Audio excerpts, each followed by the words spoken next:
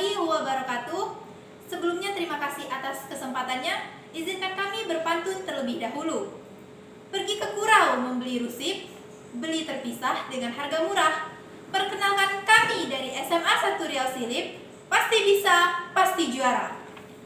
Pada hari ini kami mengangkat mosi dengan tema sebagai negara berkembang dengan potensi ekonomi maritim, Dewan ini tidak akan menggunakan strategi ekonomi biru.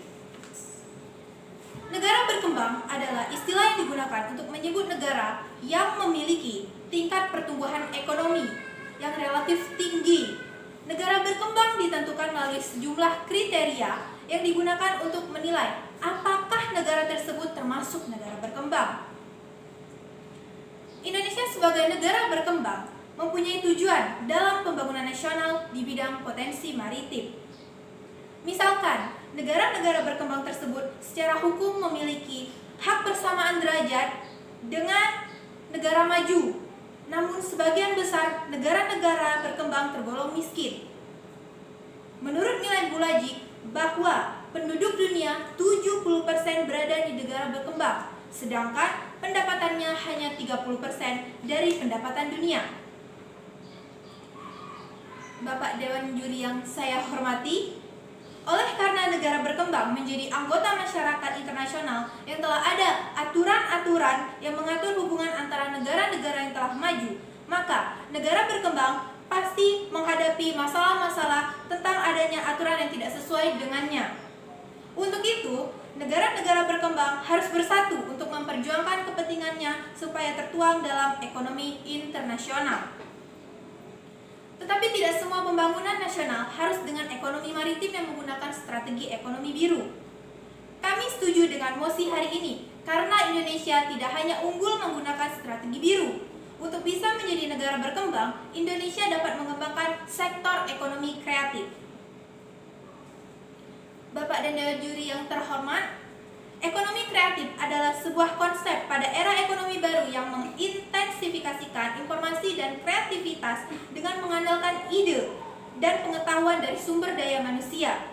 Sebagai faktor produksi yang utama, konsep ini biasanya akan mendukung dengan keberadaan industri kreatif yang menjadi pengejawatahannya. Bapak dan Ibu Juri yang berbahagia, ekonomi kreatif berperan dalam perekonomian suatu bangsa, terutama dalam menghasilkan pendapatan, menciptakan lapangan pekerjaan, meningkatkan penerimaan hasil ekspor, meningkatkan teknologi, menambah kekayaan intelektual, dan peran sosial lainnya. Ekonomi kreatif, industri yang didasarkan pada kegiatan dan ide kreatif dalam proses penciptaan suatu produk, barang, dan jasa. Sekian pemaparan argumen dari saya dan akan dilanjutkan oleh pembicara kedua.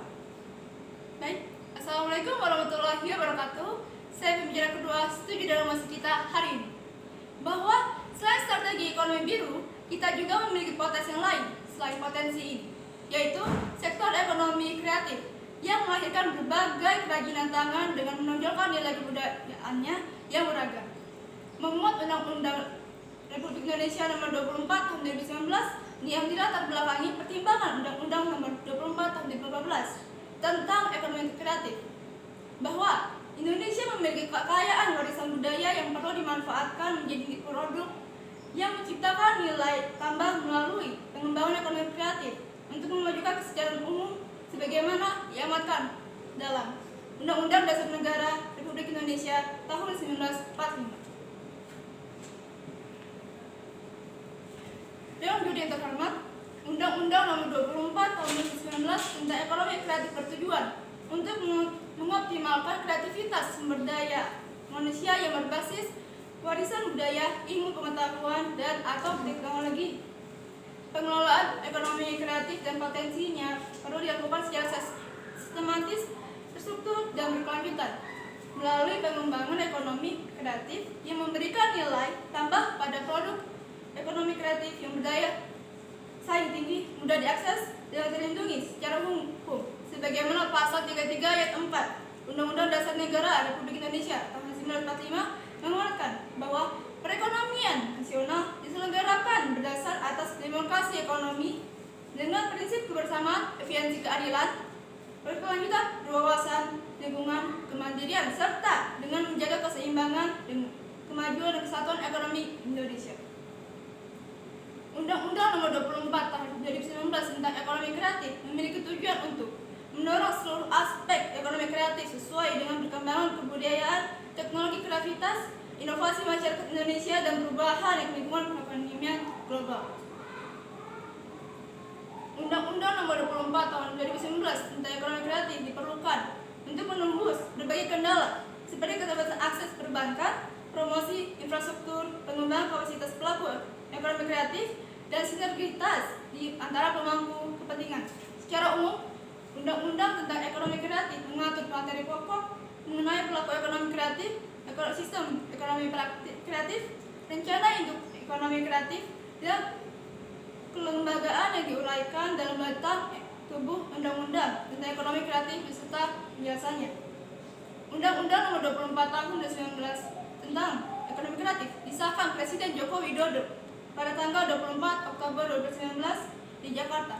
Undang-Undang Nomor 24 Tahun 2019 tentang Ekonomi Kreatif diundangkan oleh Menhumkam Yasona H. Lawli pada tanggal 24 Oktober 2019 di Jakarta agar setiap orang mengetahuinya.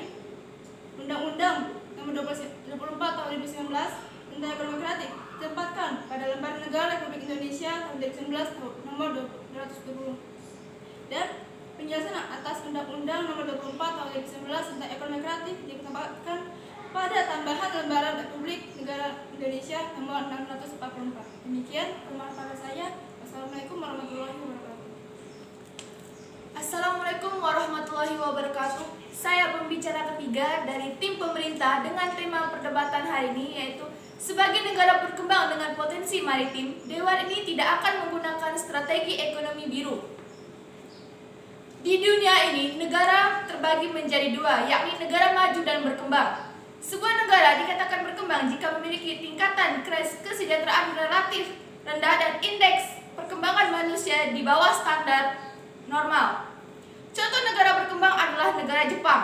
Jepang merupakan negara maju di dunia karena perkembangan sains dan teknologinya. Contoh kebijakan yang dapat membantu ekonomi negara berkembang selain ekonomi maritim, yaitu salah satunya adalah ekonomi kreatif. Ekonomi kreatif dapat dikatakan sebagai konsep ekonomi di era ekonomi baru yang mengintensifikasikan informasi dan kreativitas dengan mengandalkan ide dari sumber daya manusia sebagai faktor produksi utama dalam kegiatan ekonominya.